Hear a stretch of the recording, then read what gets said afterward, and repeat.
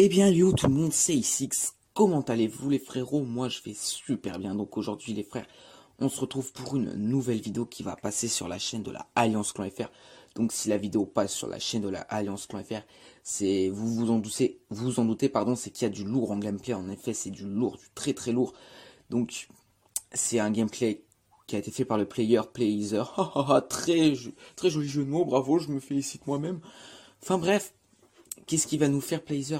Il va nous faire déjà un 106 kill streak à l'ASM1, donc tous ceux qui vont dire ouais, l'ASM1 c'est cheaté, etc.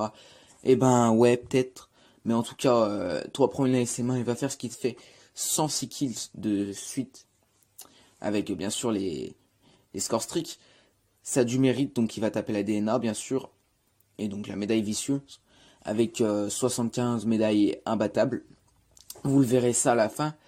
Donc aujourd'hui on se retrouve avec un petit sujet, vraiment un bon sujet je pense, vraiment du lourd comme sujet. J'ai vraiment eu du mal à trouver un gros sujet, parce que franchement, comme vous le savez sûrement, les sujets, vraiment il y en a plus sur YouTube, vraiment, c'est vraiment dur à trouver des très bons sujets. Enfin je sais pas si vous allez vraiment bien aimer mon sujet que j'ai pour aujourd'hui. Enfin j'ai plus de sujets en rab, donc déjà les gros dalleux qui vont penser à leur cantine du CF, enfin de leur lycée ou de leur collège. J'ai plus de sujets en rab, voilà. Donc de jeux de mots, on les enchaîne les frères. Allez. Bref, on se retrouve aujourd'hui pour mon huitième épisode de ma série Je vous parle d'eux. Donc aujourd'hui je vais vous parler de la mer d'Aral.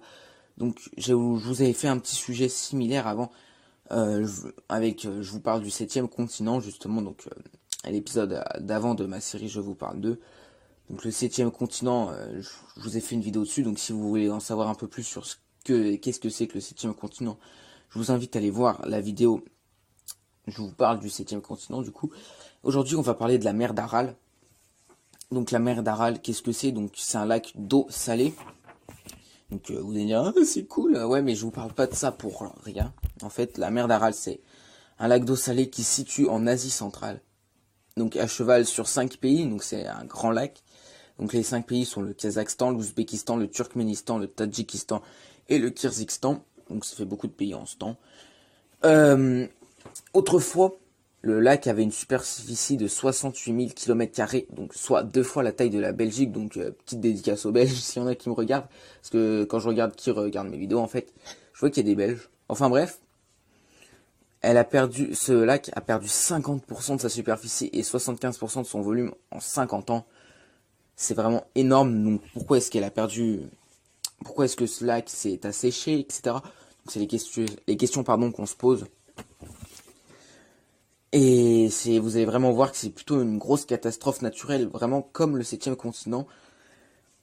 Donc il faut déjà savoir que les deux fleuves les plus connus qui se jettent dans ce lac d'Aral, donc la mer d'Aral, pardon, pas le lac, on parle de l'Amou Daria. Donc celui-là c'est le plus connu. Le deuxième plus connu c'est la Sir Daria, pardon. Donc la Sir Daria se jette au nord de la mer d'Aral en passant par le Kazakhstan. Donc il faut savoir aussi que, bien comme vous en doutez, hein, dans les pays que je vous ai cités, le climat il est aride. Donc c'est peut-être quelque chose qui peut favoriser à la sécheresse de ce lac. Mais il n'y a pas que ça, vous allez voir. Il faut savoir aussi que la production de coton, c'est vraiment la culture qui est dominante dans cette région du monde. Donc s'il y a de la culture de coton, donc c'est grâce au fleuve de la Moudaria, pardon. Parce que le coton, ça a besoin d'énormément d'eau, et la Moudaria, c'est vraiment un fleuve qui est très long et très large. Je sais pas sa taille exacte, mais il faut quand même savoir que le coton consomme énormément d'eau, donc ça a besoin pour un champ de coton moyen, ça a besoin de 7000 à 29 000 litres pour 1 kg de coton, donc c'est vraiment énorme. Et ça a besoin beaucoup de chaleur, donc voilà pourquoi on produit le coton dans cette zone du monde. Pour la culture de l'or blanc, donc le nom qui est donné au coton, des aménagements ont été nécessaires comme l'irrigation pour faire passer des cours d'eau dans les champs. Donc l'irrigation, pas la peine de vous demander d'où vient l'eau qui a permis l'irrigation. Elle vient bien sûr des fleuves de la Moudaria, pardon, et de la Sir Daria. Donc ce qui a consommé énormément d'eau. Les pays qui ont dû prendre en charge l'irrigation sont le Tadjikistan et le Kyrgyzstan, parce que ce sont eux qui possèdent 80% de l'eau disponible dans le bassin d'Aral. Donc c'est plutôt énorme, donc tout repose en fait pour les fleuves. Tous ceux qui reposent sur les fleuves sont le Tadjikistan et le Kyrgyzstan. Et donc vous vous en doutez, les conséquences environnementales de ces aménagements sont des catastrophes. Donc des catastrophes totales, vous vous en doutez très bien. Le nombre d'espèces de poissons qui vivaient dans le lac d'Aral est passé de 32 espèces, donc en tout 32 espèces de poissons, à 6 espèces. Donc franchement, ça fait une grosse division de poissons. C'est vraiment énorme. On a quasiment réduit plus de 5. On a divisé par 5 quasiment le nombre d'espèces de poissons, c'est vraiment énorme. Donc ça a causé la malnutrition des peuples qui vivent autour de la mer d'Aral. Donc ça leur a causé des maladies de digestion qui n'ont plus à manger effectivement.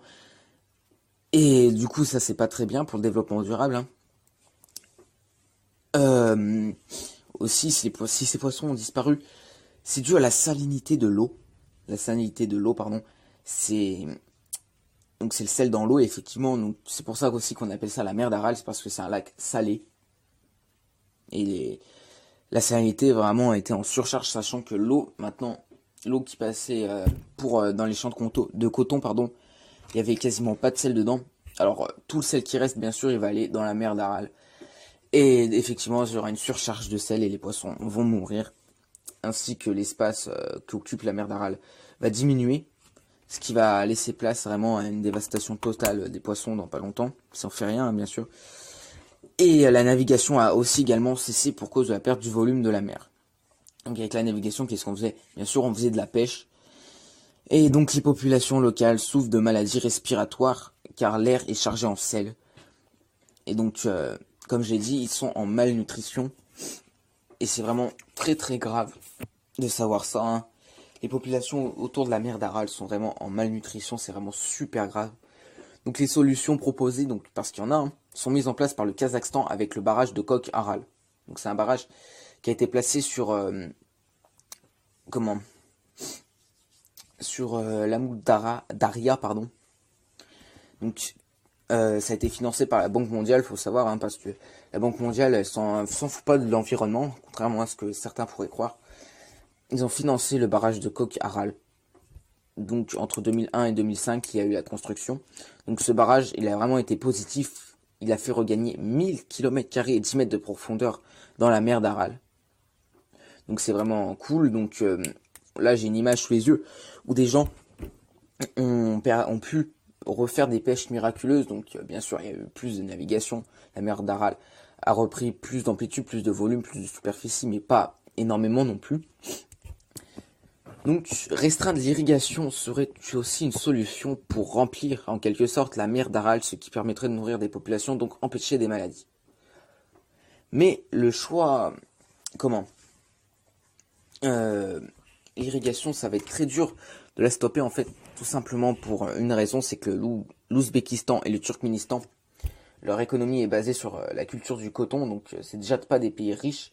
Et ce qui leur permet d'avoir le plus de richesse qu'ils ont, c'est vraiment la culture de coton. Et ils ont vraiment besoin de l'irrigation pour les économies de leur pays. Donc ça va être très dur de stopper l'irrigation, en fait. Je sais pas si vous comprenez bien.